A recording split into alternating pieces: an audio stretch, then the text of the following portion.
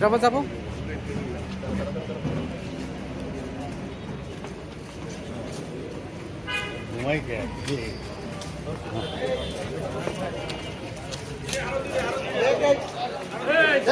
হ্যাঁ হ্যাঁ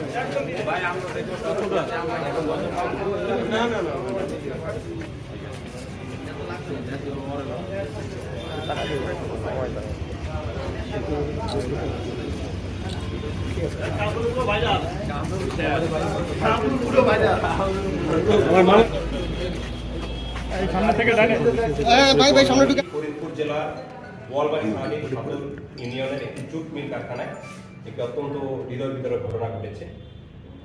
উক্ত জুট মিলের একজন কিশোর শ্রমিক তার নাম হচ্ছে সজীব ওরফে শরীফ, ওনার বয়স হচ্ছে 12।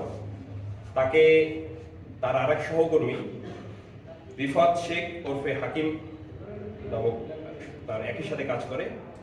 সে ওখানকার যে কম্প্রেসার মেশিন আছে জুট মিলে, সেই মেশিনের উচ্চ চাপের বাতাস দিয়ে তার ভিকটিমের পায়ের পথে বাতাস প্রবেশ করায় এবং তাকে হত্যা করে। উক্ত ঘটনাটি ইলেকট্রনিক প্রিন্ট মিডিয়া, তারপরে সামাজিক যোগাযোগ মাধ্যম সকল জায়গায় জিনিসটি ফরিদপুর সহ সারা বাংলাদেশের সকল জায়গায় ব্যাপক চাঞ্চল্যের সৃষ্টি করে। র্যাব 10 ঘটনাটি জানার পর থেকে আমরা একটি বিশেষ টিম গঠন করি, আমরা আমাদের গোয়েন্দাগিরি শুরু করি এবং পরবর্তীতে আমরা জানতে পারি যে গত 23 তারিখ রাতের ঘটনা হচ্ছে এটি।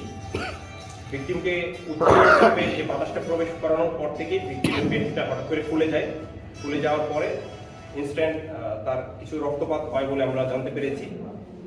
অসুস্থ হয়ে পড়ে, সাথে সাথে যখন তাকে ফরিদপুর মেডিকেল কলেজে নিয়ে যাওয়া হয়, ফরিদপুর মেডিকেল কলেজ থেকে তাকে উন্নত চিকিৎসার জন্য তাকে ঢাকা মেডিকেল কলেজে রেফার করা হয় এবং পরবর্তীতে গতকাল সকালবেলা ভিকটিম মৃত্যুবরণ করেন।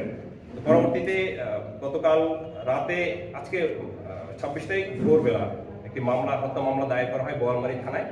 তো এই বিষয়টি জানার পর থেকেই আমাদের স্পেশাল টিম মূল আসামিকে শনাক্ত এবং গ্রেপ্তার করার জন্য কার্যক্রম শুরু করি।